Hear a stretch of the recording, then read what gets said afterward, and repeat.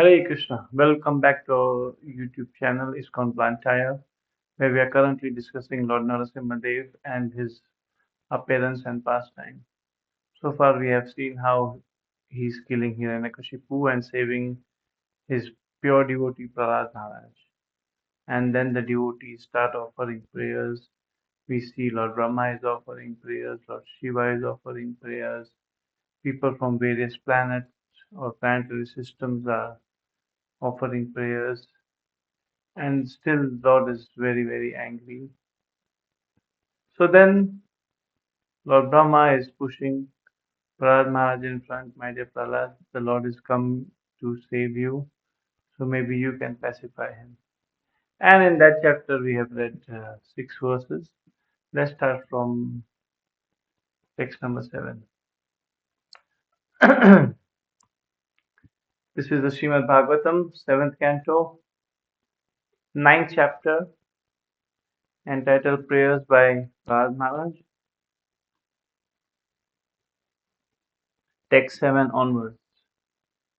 Translation: Prahlad Maharaj fixed his mind and sight upon Lord Narasimhadev with full attention in complete trance.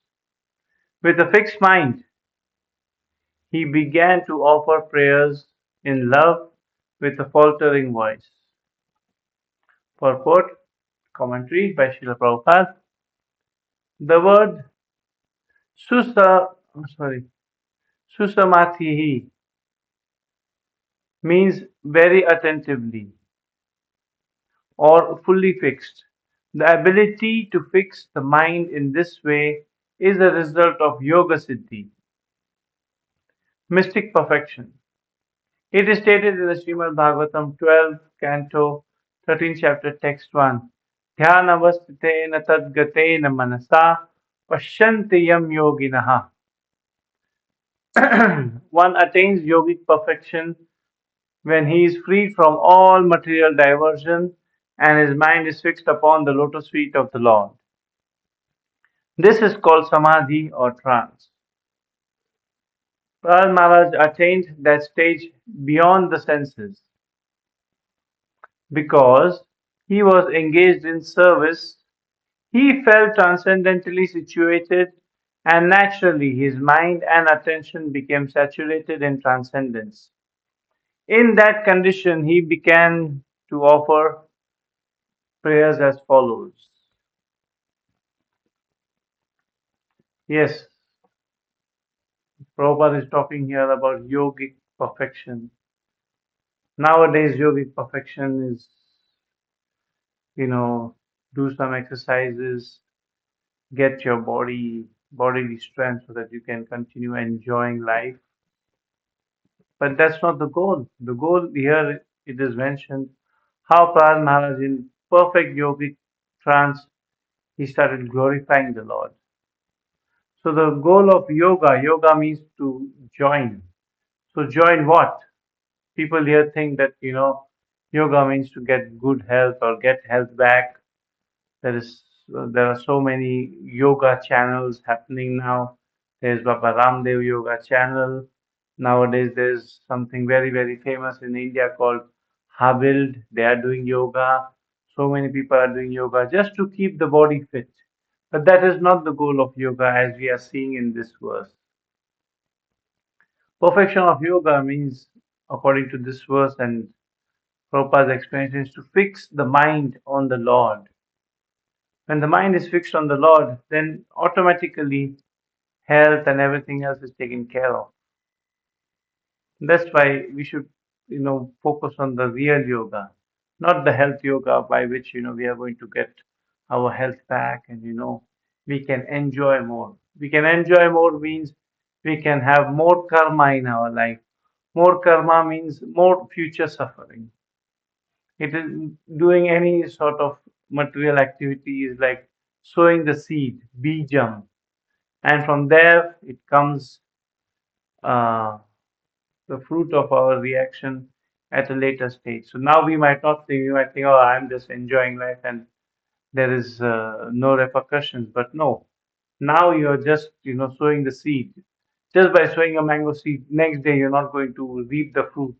It still needs time. So similarly, as time goes on, we will catch up, or karma will catch up with us, and then we wouldn't know why we are suffering. We see people complaining, why do bad things happen to good people? No, this is just karma is catching up at this time. So it's not that bad things are happening to good people or good things are happening to bad people. It is just karma taking its time and we are paying it now. So Prahlad Maharaj, we see he did not have much knowledge. He's a 5-year-old child. What does 5-year-old child know? I have many friends who have children, 5-year-old, 6-year-old. They have no knowledge about the world, nor do they have knowledge about spirituality. They are busy playing cricket, football, badminton, PS5, PS4, Xbox, whatever it may be, but they do not have this knowledge of transcendence and knowledge of Godhead.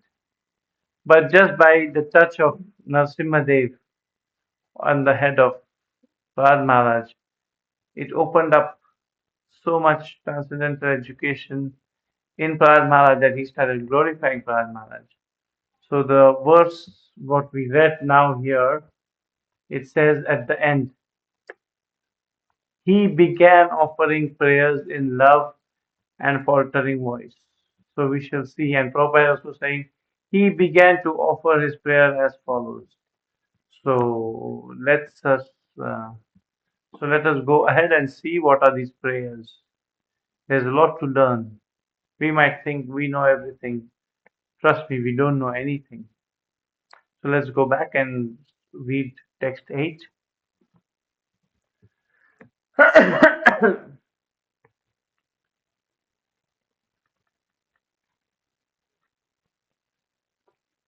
Text 8. Prahlad Maharaj prayed. Now Prahlad Maharaj is starting to talk for the first time in this whole movie of Narasimhadeva appearing and, after killing his father. How is it possible for me, who have been born in the family of Asuras, to offer suitable prayers to satisfy the Supreme Personality of Godhead?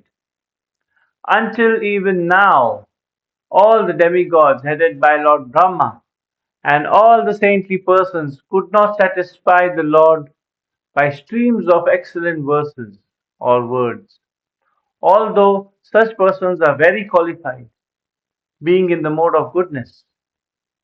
Then what is it to be said of me? I am not at all qualified. Purport, commentary by Srila Prabhupada. A Vaishnava who is fully qualified to serve the Lord still thinks himself extremely low while offering prayers to the Lord. For example, Krishnadas Kaviraj Goswami, the author of Chaitanya Charitamrita, says, Jagai madhai haite muni se papishta pushera purishera kita Haite Muni Se Lagista. This is from the Chaitanya Charitamrita Adilila, 5th chapter, text number 205. Thus he considers himself unqualified, lower than worms in stool, and more sinful than Jaghai and Madhai. A pure Vaishnava actually thinks himself in this way. Similarly, although Prahlad Maharaj was a pure, exalted Vaishnava, he thought himself most unqualified to offer prayers to the Supreme Lord. Mahajano yena gatha sapantaha. Every pure devotee should think like this.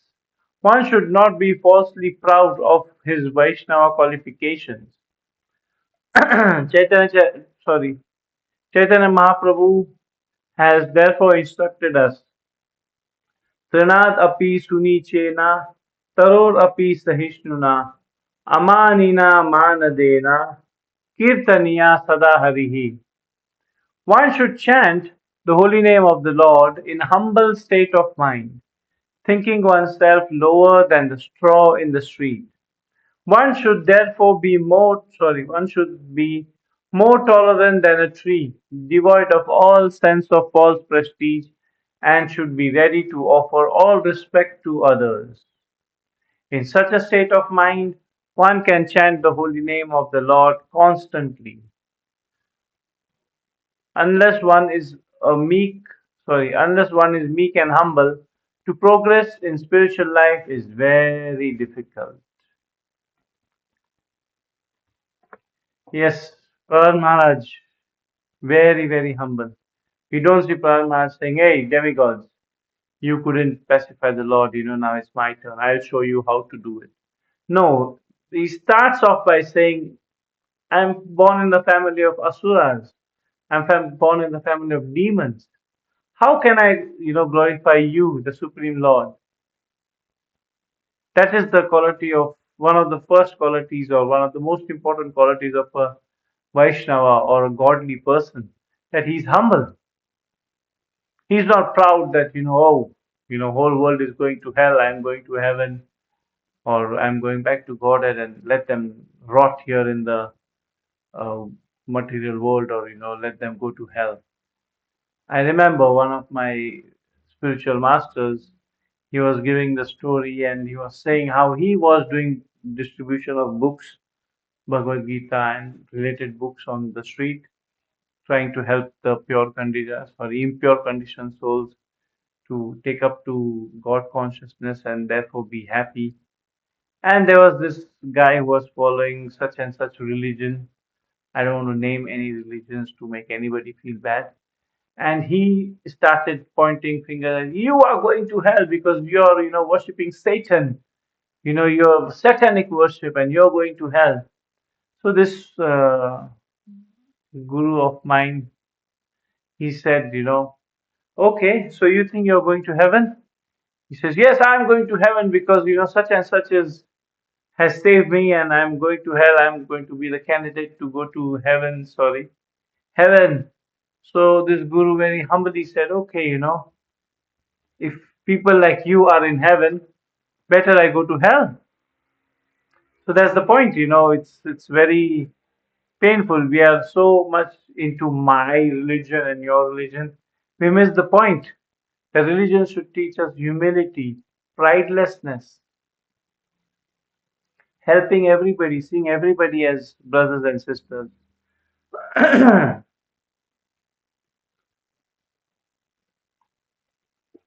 Without humility, everything is a waste. Like imagine a child is going to school and the teacher is teaching and says, I know all these things, you don't have to teach me. He has no humility whatsoever. He's like, I know better than you. So is the teacher going to impart knowledge to him? Or even if the teacher teaches him, is he going to understand? Because he's already blocked himself, saying that I know everything. So, nothing can pass through. So humility is one of the first things that a saintly person, or people say, I'm a good person. A good person should have is humility. We'll see that in the Bhagavad Gita there are so many qualities given about, demoniac people, saintly people. So one of the first qualities, not one of the first qualities given by Lord Sri Krishna in the Bhagavad Gita about the good people or the Vaishnavas or saintly people is humility. Let me just read. There are a prose of words. There are like four verses, five verses together. But let me just read the first verse and give you the translation of the first few words there. This is Bhagavad Gita, chapter 13, text 8 to 12. So it's five verses. Let's read the English.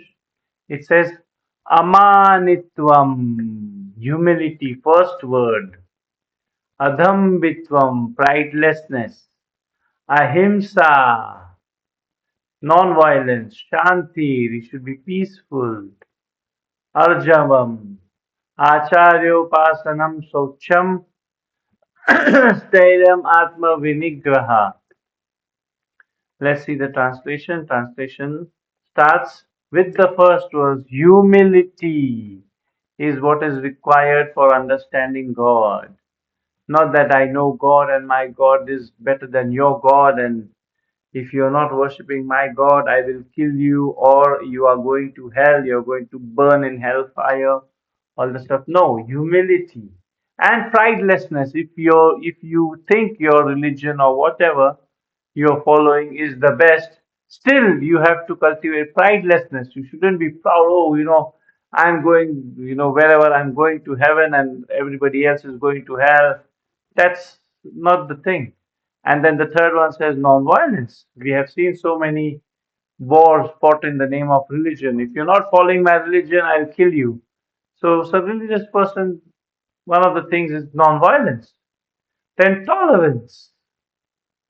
Tolerance also very, very important. If I'm following Hare Krishna religion and my neighbor is following, you know, being a Buddhist or Christianity, I have to tolerate. I have to understand that okay, both our religions are focused on peace and loving, humanity and loving everybody. Then simplicity. Simplicity is also very, very important because simplicity, if we have simplicity, we can learn so much more. Like I said, that because of pride, we lose simplicity. So, anyways, there are so many good qualities of a Vaishnava or a godly person approaching a bona fide spiritual master: cleanliness, steadiness, self control, etc., etc., etc. So, it's very important to understand how humility is the most important aspect to know God, and Prahlad Maharaj did have that. Prahlad Maharaj starts his prayers by saying, I do not qualify. There are such big, big demigods like Brahma, Shiva. Who am I? Who am I in front of them? So that's how we should approach spirituality with humility. So let us read a little ahead.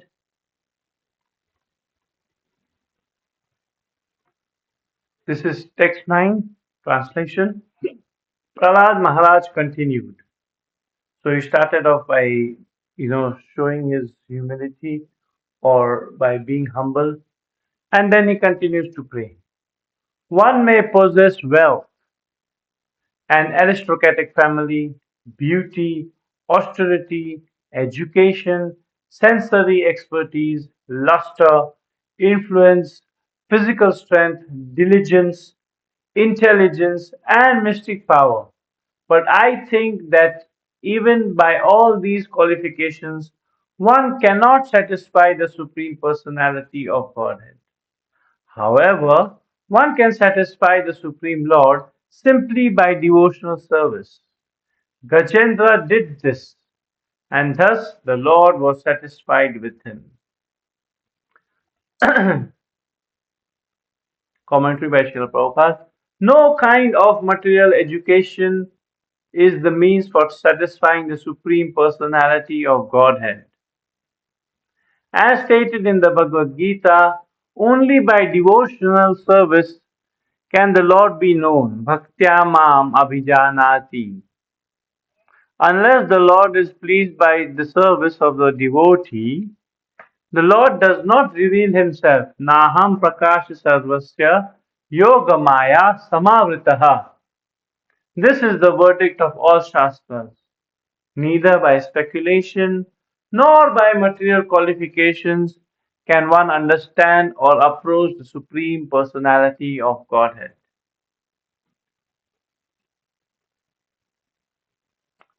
Okay, this is very nice to know how Brahma starts off by saying, by having all these material qualifications, by being rich, being beautiful, being influential, having all sensory luster, all these things cannot satisfy the Lord.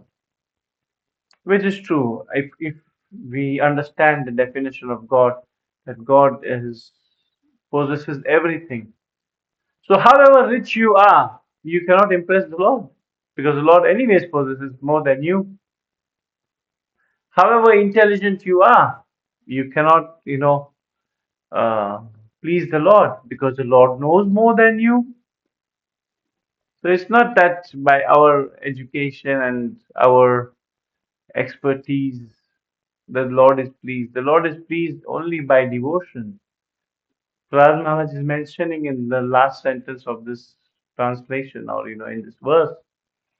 And Prabhupada is also saying how the Lord is saying, Bhaktya mam abhijanati. The Lord will be known by bhakti only. Because the Lord is totally spiritual. All these qualities are material. Being rich, having a lot of money is material. Today is there, tomorrow it may not be there. Definitely it won't be there, because if you have money, naturally you spend and there is no money then. But the Lord is spiritual. Lord does not diminish. Being beautiful, today you're beautiful, you're beauty queen. After 20 years down the line, you have wrinkles and nobody wants to look at you. And then you go for a facelift and look beautiful. Hey, I'm beautiful. In my 60s, I'm beautiful. But then that face surgery needs always a touch up. And that's expensive and that's painful. So you can't really be beautiful forever. There is an expiry date to beauty. There is an expiry date to being rich. There is an expiry date to be intelligent. Because, if you see people who are in the 80s and 90s, even the most intelligent people, now we have AI. We don't need them. Their stuff is outdated. So even intelligence comes with a expiry date. But the Lord, being spiritual, He does not expire. He doesn't have expiry date. He's always there. He's always young. He's always beautiful. He's always handsome. He's always rich, etc. So let's see that one of these things which is mentioned in the Bhagavad Gita, chapter 4, text 11, I think. Let me just pull it up for you. Yes, it is. Chapter 4 from the Bhagavad Gita, text 11. The Lord is saying how to approach Him or how He will reciprocate. The text says, Ye yatha mam prapadyante tam tathaiva bhajamyaham. Mama vartmanu vartante manushya partha sarvashaha. The Lord is saying here, as all surrender unto me, or as you surrender unto me, I reward them accordingly.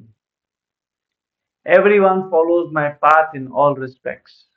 O son of Pritha. So he is talking to Arjuna, is saying that, how will you approach me? As you approach me, I will reciprocate. If you think that if you go to a Hindu temple and if you see, oh, they are worshipping stones, so the Lord will reciprocate you as a stone. Yeah, okay, I'm a stone, don't worry, just go away. But if you go with faith that, okay, my dear Lord, I got so much love for you, I want to do service for you, so He will accept your service. So as we surrender, the Lord reciprocates accordingly. So yes, let us go ahead and read text 10. Prahlada Maharaj is continuing to read. If a Brahmana has all the 12 Brahmanical qualifications, as they are stated in the book called Sanat Sujata, but is not a devotee and is averse to the lotus feet of the Lord, he is certainly lower than a devotee who is a dog eater, but who has dedicated everything mind, words, activities, wealth, and life to the Supreme Lord. Such a devotee is better than a Brahmana because the devotee can purify his whole world or his whole family, whereas the so called Brahmana, in the position of false prestige, cannot even purify himself. Commentary by Srila Prabhupada. Here is a statement by Prahlada Maharaj, one of the 12 authorities regarding distinction between the devotee and a Brahmana, expert in Karmakand or Vedic ritualistic ceremonies. These are the four Varnas and four Ashramas which divide human society But the central principle is to become a first class pure devotee. It is said in the Hari Bhakti Shuddhodhyay, Bhagavad Bhakti Hinasya Jati Shastram Japas Tapas Aparanayasyaiva Dehasya Mandanam Lokarajanam Ranjanam, sorry. If one is born in a high family like that of the Brahmanas, Kshatriyas, or Vaishnavas, but is not a devotee of the Lord, all his good qualifications as Brahmana, Kshatriya, or Vaishya are null and void. Indeed, they are considered decorations of a dead body. In this verse, Prahlada Maharaj speaks of the Vipras, the learned Brahmanas. The learned Brahmana is considered to be best among the divisions of Brahmana, Kshatriya, Vaishya, and Shudra, but a devotee born in a low Chandala family is better than such Brahmanas, not to speak of Kshatriyas, Vaishyas, and others. A devotee is better than anyone, for he is in the transcendental position on the Brahman platform. Mam cha yogyo vicharena bhakti yogena sevate sagunan samatite tan brahma bhuyaya kalpate.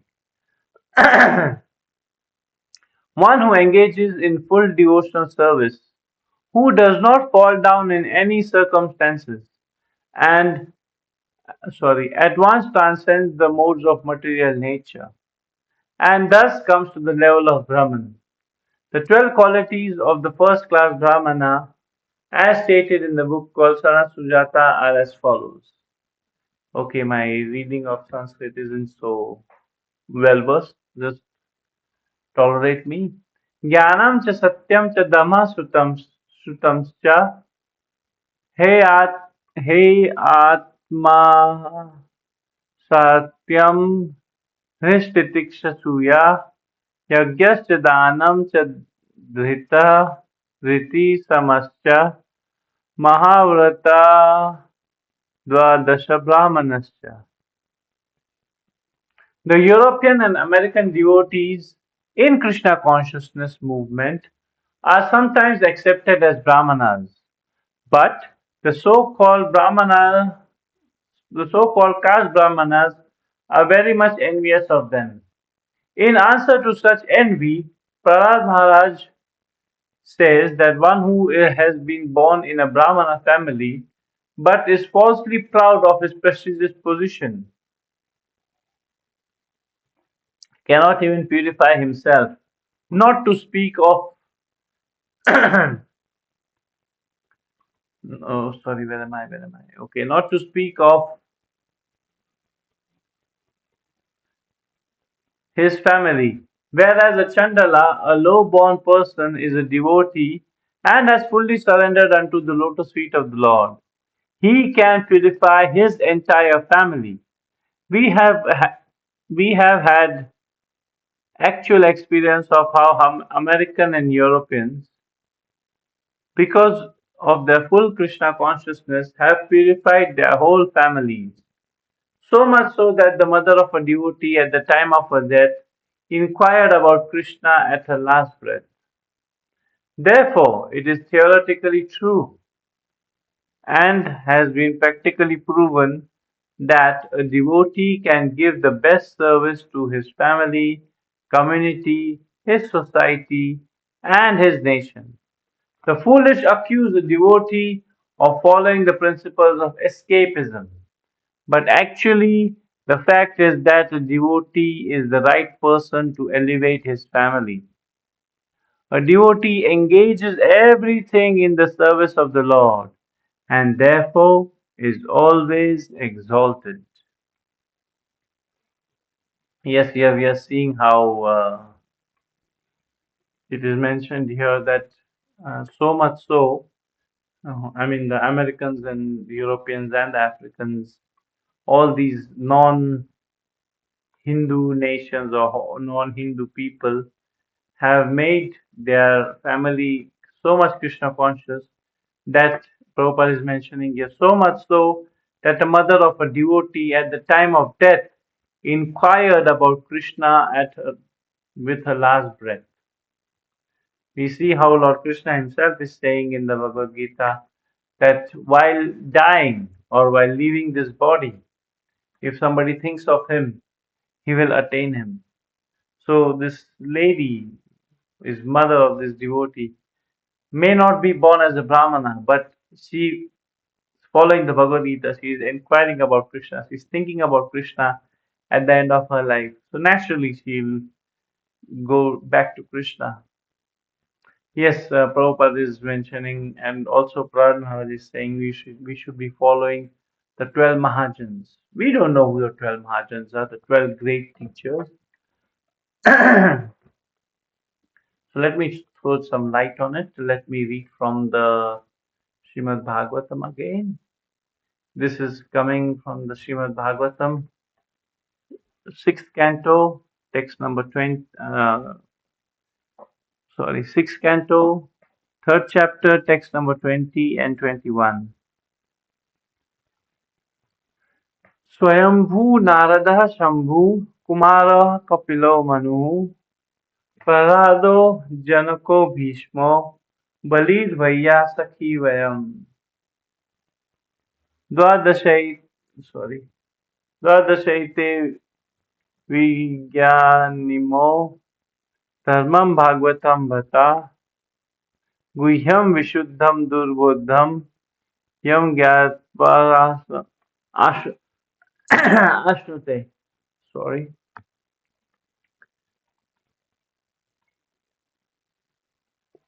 Translation. Let's note down who are these 12. Lord Brahma, 1. Narada, Bhagwan Narada, 2. Lord Shiva, 3. The 4 Kumaras, 4. Lord Kapil Dev, the son of Devahuti, 5. Swayambhuva Manu, 6. Prahlad Maharaj, 7. Janak Maharaj, 8. Grandfather Bhishma, 9. Bali Maharaj, 10. Sukadev Goswami, and I myself know the principles of religion. So we should be following these 12 people to get proper way of worshipping the Lord or proper way of even knowing the Lord. People say, oh, I know everything. Do they know everything? Do they know what's happening beyond this wall? They don't know what's happening beyond this wall in their own house. Forget about knowing everything. But God knows everything, and by the grace of God, by the blessings of God, His devotee, he knows also everything. So that's what we should be doing. We should be following these 12 Mahajans in their footsteps. Our Srila Prabhupada comes in the lineage of Narad Muni. It is the second name there in the list. It says Lord Brahma, Bhagwan Narada. So from Narada, our lineage is coming. Disciple, disciple, guru, disciple, guru, disciple, guru, all the way to Srila Prabhupada, and from Prabhupada it comes to our personal guru, and from us it will go to somebody else. So parampara system. It is a bona fide technique to learn the truth. You can't just take a law book, or you cannot take a medical book and study the medical book and say, okay, now I'm a doctor. Who is going to come to you? Everybody will be afraid, hey, dude, this guy is not even qualified from a proper school. So even in spiritual life, there are different schools of learning the spiritual knowledge. And we come in the school of Narad Muni all the way to Srila Prabhupada. So yes, we see how Prabhupada is mentioning here, in the purport. that how a Brahmana, actually it is Prahlada Maharaj who said that the Brahmana who is not following Brahmanical culture is worse than a Brahmana. He can't even purify himself or he can't even deliver himself, not to speak of his family and his uh, uh, society and his nation. We can take example of Ajamil from the Bhagavatam itself.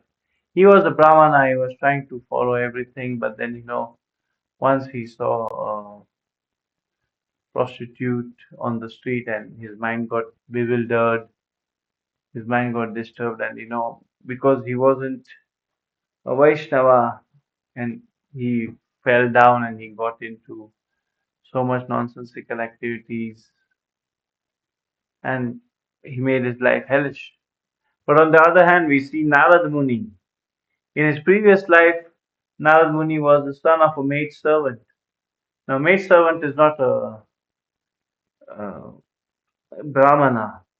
Maid servant is technically from a Shudra background. So, from a Shudra background, still we saw how Narad Muni, came about. Narad Muni became Narad Muni, and Narad Muni is delivering practically the whole of universe. Forget about himself and his family and his nation and society. No, he's delivering everybody in the universe by giving this knowledge. So this is the difference between a Brahmana who is not qualified and a Chandala or Shudra who is much more qualified than a Brahmana just by becoming a Vaishnava. So yes, let me call it a day here. I will see you tomorrow with more content. Please like and subscribe our channel. Hare Krishna.